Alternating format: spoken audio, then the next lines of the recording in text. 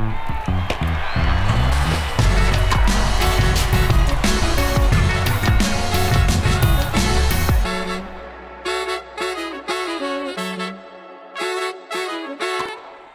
folks, thanks for checking out the Phillies Talk Podcast. I'm Corey Seidman, joined today by Phillies color analyst Ben Davis, the former Major League catcher.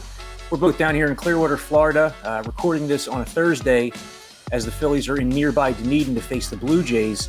But Ben, here about a week into spring training games, we've seen most of the key relievers pitch. We've seen Aaron Nola and Cristopher Sanchez pitch. And just on Wednesday, we saw 6 or 7 of the regulars in the lineup together, and they had a pretty productive first trip through the lineup together. What stuck out to you early in camp so far? What are some initial impressions? Well, I would say first and foremost, it's the pitching. The fastball command has been really good, Corey, and I think that really speaks volumes that the preparation that they've had in the off season, and what they're wanting to do to accomplish this season. This is a team that they have some big arms. I mean, we've already seen triple digits at a couple guys already in the hundreds. And that's something obviously you got to still have to locate, but that's a good sign that these guys are feeling that good early on in spring training and that they're ready to go. This is a bullpen that's going to be, heavily relied upon, and they have to produce. From an offensive standpoint, I like what I've seen. They've cut back on strikeouts. They put more balls in play, put more pressure on the defense. And obviously what JT did yesterday in his first at-bat of spring, fouling off numerous pitches before hitting a home run out into the bullpens in left field was a great sign. The leg kick is not as demonstrative.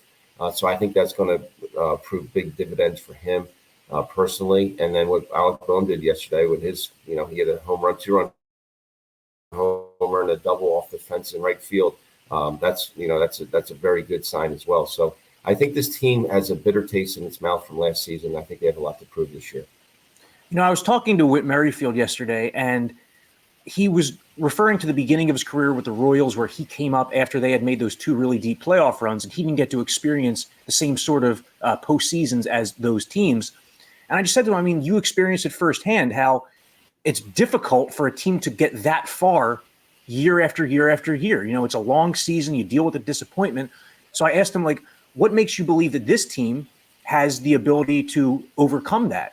And he looked around and he pointed to the 5 lockers next to him: Harper, Castellanos, Realmuto, Schwarber, Trey Turner. And he said, this is 5 guys who have made their money, 5 guys who are no longer prioritizing, maximizing personal gain, that are totally focused on team success.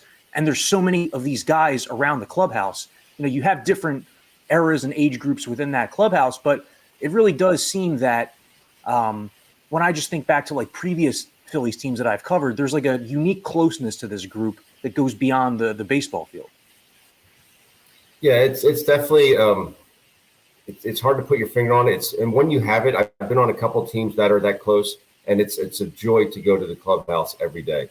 It's a joy to go out on the field and do battle with your teammates. And I think this club has that unique characterization in the fact that they love each other. They love going to battle every day. You're right, though. These guys they've made their money. They will continue to make their money, but I don't think that's what it's about with this particular group, because they want to win.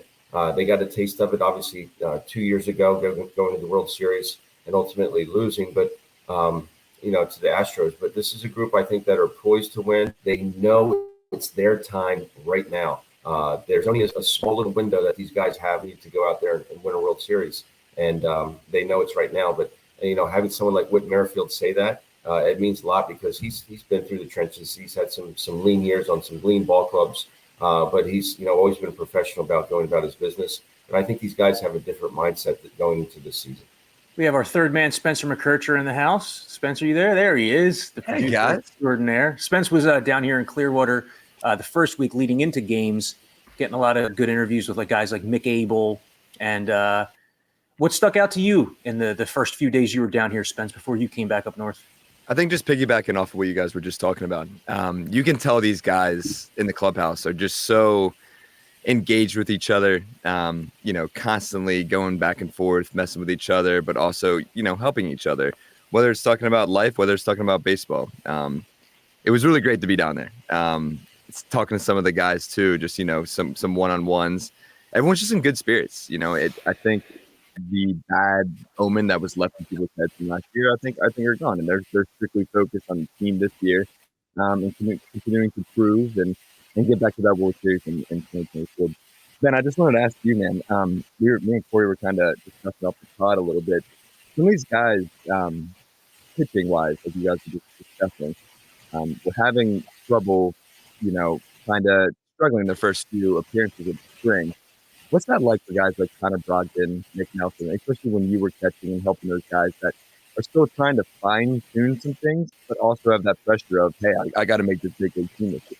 No, it's not easy. I think sometimes these guys realize that, someone like a Connor Brogdon that's out of options, he wants to make this ball club, and knowing that, there's no other place for him to go except for the big leagues or get released or move on to another ball club. So I think maybe sometimes they just kind of grip the ball a little bit tighter. And, from a catching standpoint, I think you have to go out to them and say, hey, man, you just got to relax. I know it's not easy, but you have to go out there and relax and just be free and easy and try and, try and pitch the best of your abilities. Don't try too hard, because when they try too hard, they grip the ball tighter. It doesn't move as much, and then it ends up being in the middle of the plate. And that's what we've seen early on out of a couple guys, not the majority of the guys, but I would say a couple guys. And, I think that's, from a catching standpoint, it's not easy to go out there and trying to coerce these guys into just being themselves and relaxing.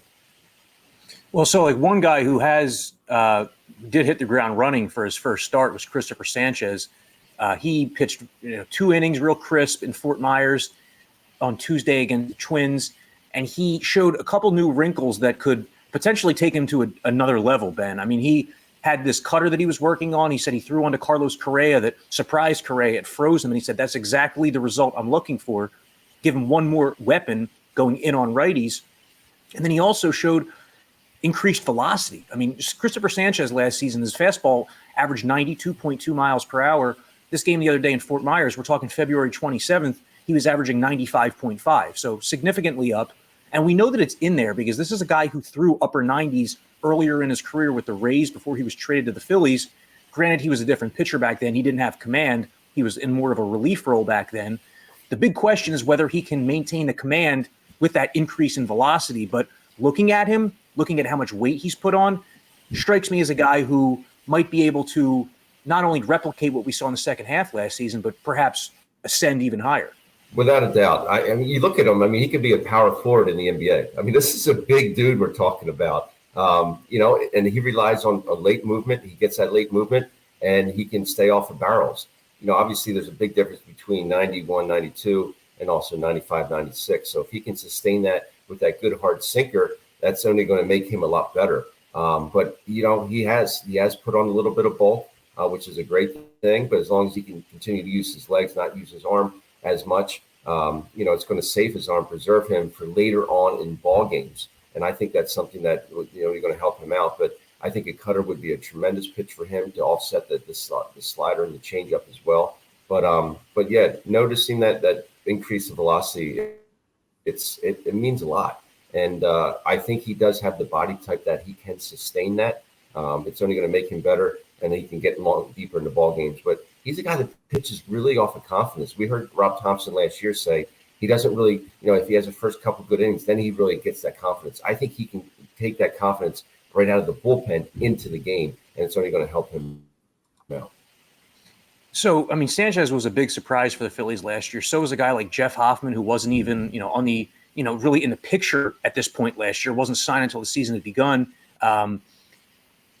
In your career, there's the volatility of bullpens. One guy can be, have a 2.50 ERA one year and he might struggle the next. And it might be because of 4 bad appearances that he has early on. But what did you see from guys like Jeff Hoffman, Matt Strahm in his first year with the Phillies, even though Ryan Kerkering in a smaller sample size, that leads you to believe that could be a successful bullpen this year? Because they're returning most of the guys.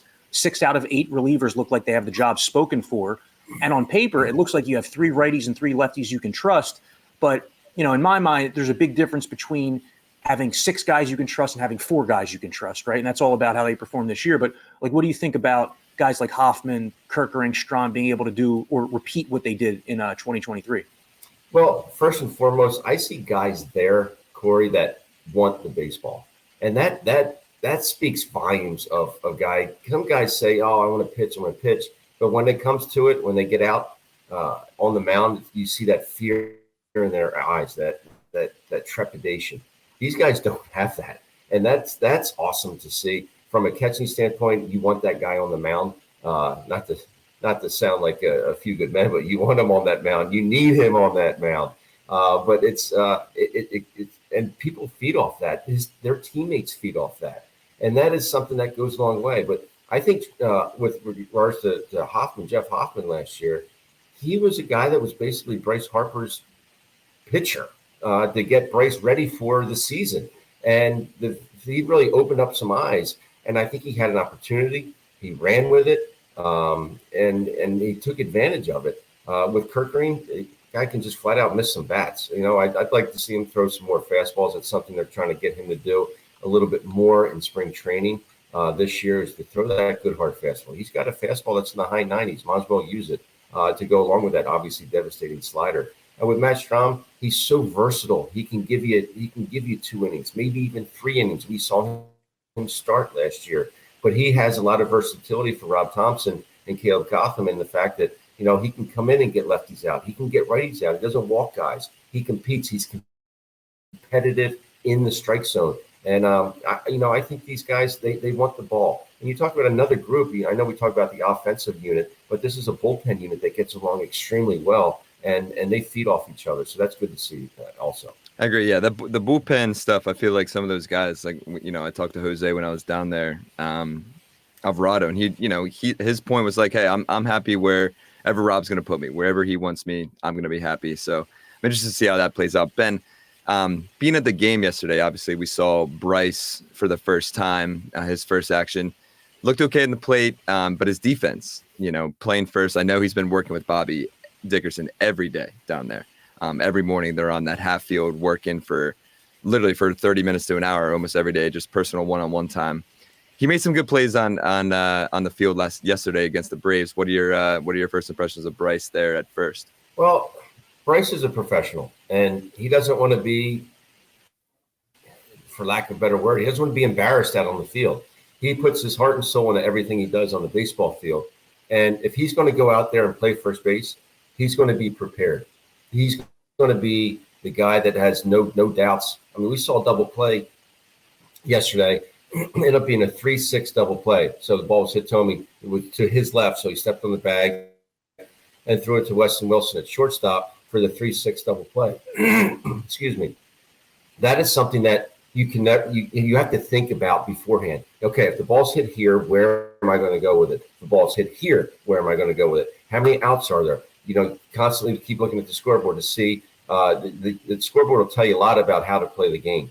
But I think, he's a guy who said, if I'm going to go play first base on a daily basis, I'm not going to be embarrassed. I'm going to play at the best of my ability. And I'm not going to be just an average first baseman. I'm going to be a really good first baseman and possibly a guy that could win a Gold Glove. That's the way he goes about his business. And I think you're starting to see some of the fruits of his labor. Baseball is back, and there really is nothing like a home team advantage. That's why Team Toyota makes an obvious choice for your next vehicle purchase or service. With their MVP pricing guarantee, teammates reward program, and streamlined customer experience, their award-winning sales and service departments are there for all of your vehicle needs. A home team advantage is nothing without family and community.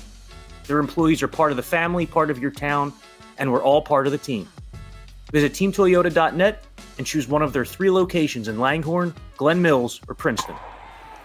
Yeah, the Phillies defense, it has a chance to be, if they have a full season of Bryce Harper at first base, and I don't know what's going to happen with the Johan Rojas situation, but if he does end up earning center field, we saw the difference that sort of defense makes in center. It's been a long time since the Phillies had that many positions where they had an average or above average defender. Talking about that 3-6 double play Harper turned yesterday, Ben, the guy covering second base, Weston Wilson, on that play, playing all over the diamond already here in camp. He was at shortstop in that game because Edmundo Sosa was scratched late after fouling a ball off his foot. Sosa's all good. He's in the lineup the next day at shortstop. But I wanted to ask about Weston Wilson because This bench picture, it looks like there might be the one spot up for grabs. You figure that 3 of the 4 spots will be claimed by Garrett Stubbs, the backup catcher, Edmundo Sosa, and Whit Merrifield if Rojas and Marsh are both in the opening day lineup. So it could be that one spot. You have guys like Jake Cade, Christian Pache,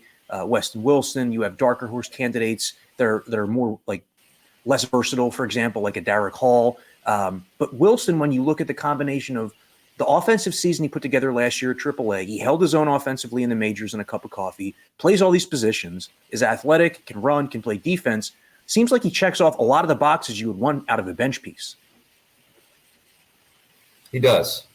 He provides that pop off the bat, off the bench, first and foremost. That's what you want.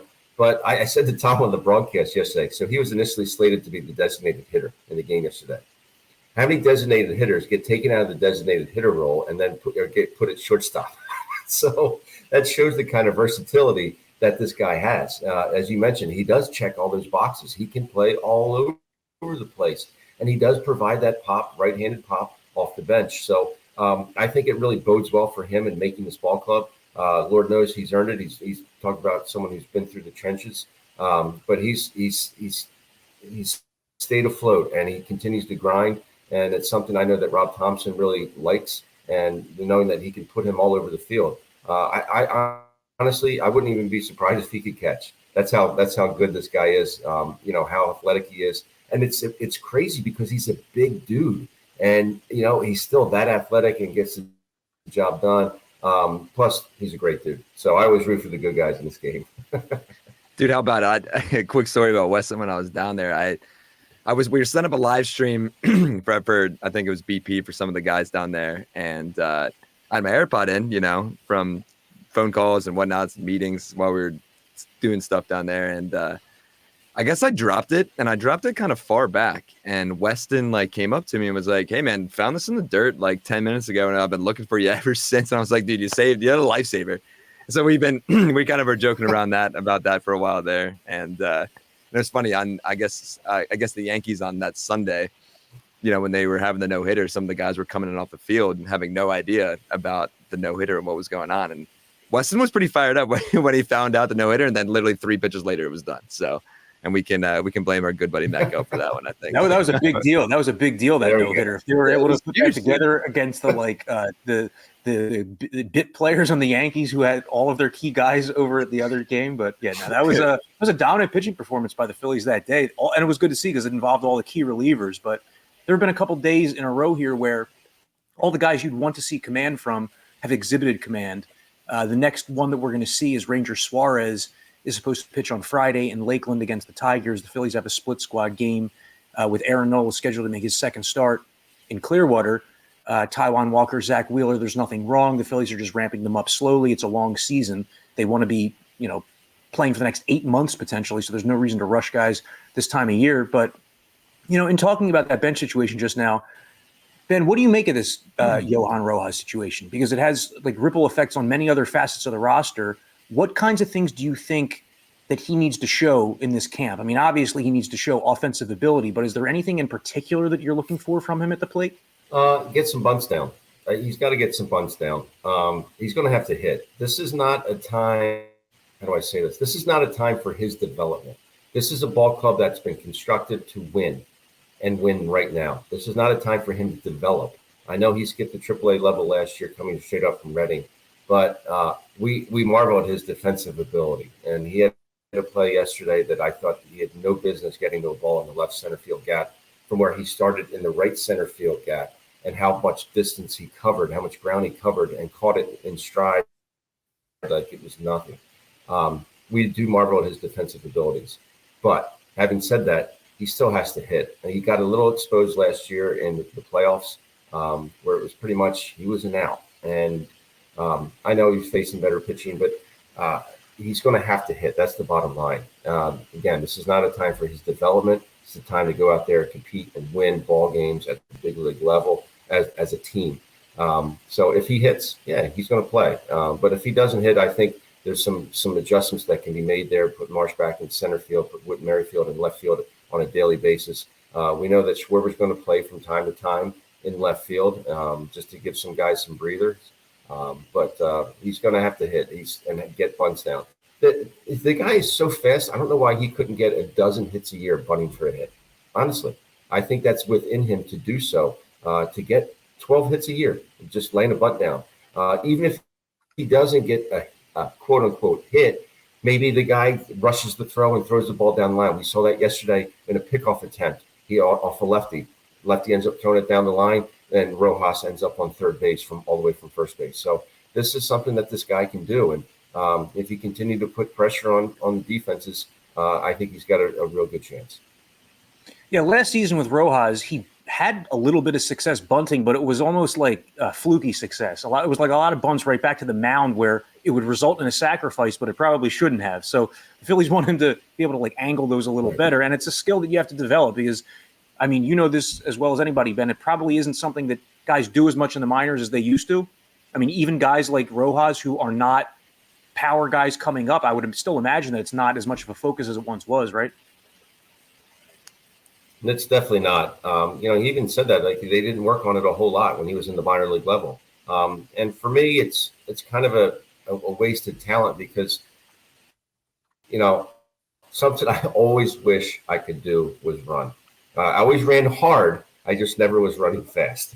So if I could have had that talent, why not utilize that talent? It's something that's God given, and you can't really teach that type of speed. It's a different animal. And, it's nice to see that they are working on that now. And, again, I think it could be a really good weapon for him moving forward. Yeah, Benny, do you think, talking about average now real quick, and then we'll jump into some stuff real quick. Like, where do you want to see Johan's average, his batting average this season? Do you want to see it 240, 250? Is that realistic, or what are your thoughts? I think he could be a 250 to 260 hitter. Anything above that, I think, would be gravy. But, they always say that speed doesn't go into slumps. But he's going to have to shorten his stroke up and put more balls in play, not strike out as much. They don't want him to hit home runs. They think that, home runs is just a mistake for him. And, I would agree with that. But I think 250, 260 could be realistic. But as long as he's having productive, we saw him yesterday. Whit Merrifield leads off the bottom of the fourth inning with a double. And Johan Rojas gets 2 quick strikes on him. But what's he do? He goes to a no stride and just shortens up and hits the ball to the second baseman. It's pretty hard. But the second baseman bobbles it because Johan's busting out of the box. So not only does he advance Merrifield to third base, but he's busting up the line. The infielder bobbles it, and then he gets on first base. It's an E4, but that was a productive at bat. I think those kind of things, if he can do that to help the ball club, that's going to help out tremendously. And handling the bat in those kind of situations, if he hits 240, if he is productive to play like that, then so be it. To go along with his great defense. Yeah. So we're going to wrap it up here. And Corey, I think at some point we need to talk to our creative team and get the closer animation, right? And just with a nice little tune. What tune need to go with there? I don't know. I'll have to give it some thought for our deep creative team there. We got a lot of bodies, a lot of brains that are going to have to come together and figure something out there. Absolutely. But hey, so I just real quick with you guys, 2 things, and then we'll wrap it up. I guess some breaking news this morning coming out, and I know there's been dollar dog talk a lot lately, and they didn't see him on the schedule, and then some guys were reaching out. Now it came out this morning that they're going buy one get one for $5, and it's they said it's to keep fan engagement a little bit more. What are you guys okay with this? I don't know. It's like a tradition, but hey, I mean, it still achieves the same goal, right? Oh, yeah. I wonder if some of it is because of I'll say when you go on the concourse during Dollar Dog Night, some of those lines are insane. It's like you might have to plan it out a little bit, but it's all part of the fun and the adventure of going to CBP during the days of summer. Some people say they missed 3 innings standing in line for hot dogs. So yeah, I mean, if I'm paying that kind of money for a ticket and I'm missing 3 innings out of the 9, yeah, I'm going to be a little ticked off. So I think that had a lot to do with it. I do. Oh, yeah. And I think, even with the pitch clock, right? I think with the introduction of the pitch clock last year, people were saying that they were standing in line for an hour and a half, and before they knew it, it was the 7th inning. So, yeah, we'll see how the buy one, get ones get see if they get a little rowdy. And then lastly, we'll wrap up here. 5 years ago, this whole franchise changed, right? Bryce Harper signed with the Phillies for a 13-year, $330 million deal. I remember where I was actually here in the newsroom. And, we had an entire offseason of just like prepping videos, prepping stuff, thinking it was going to happen and thinking it wasn't going to happen. And then it finally happened, and I was ecstatic. Ben, we'll start with you. Where were you when the news broke? And obviously, what were your thoughts? We were doing the game. We were doing the ball game. And I remember somebody had whispered to Gabe Kapler. He was managing the team. He said, "Hey, we got Harper." And Gabe kind of like looked back and like, "Are you serious?" So the word started to, matriculate around. And next thing you know, it was like, yeah, this is a done deal.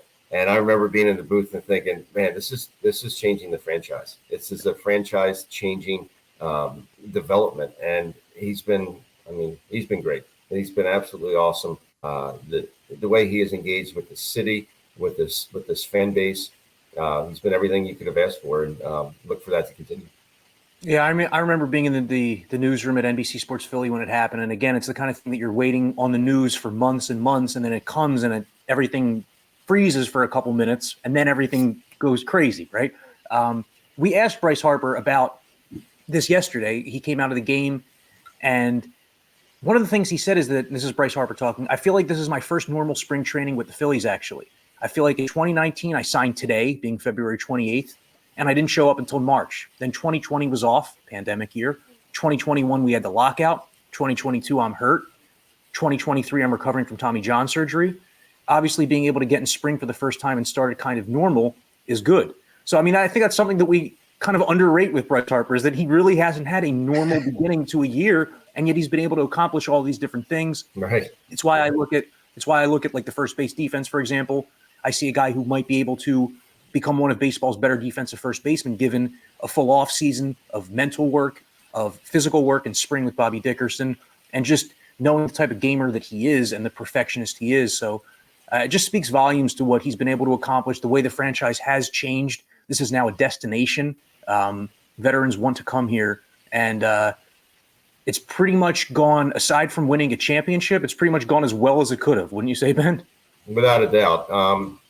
I think John Middleton and the ownership group have gotten everything they could have asked for, and they obviously have eight years left on his contract. But yeah, I think it's quite an expensive investment, but they're getting a return on their investment. And again, what he brings to this ball club, the drive that he has, the perfectionist mentality, as you just mentioned, Corey, I think it's infectious with this ball club. I think people want to be more like Bryce Harper. Not everyone can be him, obviously, but just trying to be a little bit better every day. I think that's what this team as a unit really strives for, is to get better somehow, some way, a little bit better every day. And I think that's something that Bryce Harper has brought to this franchise, and everyone kind of feeds off that.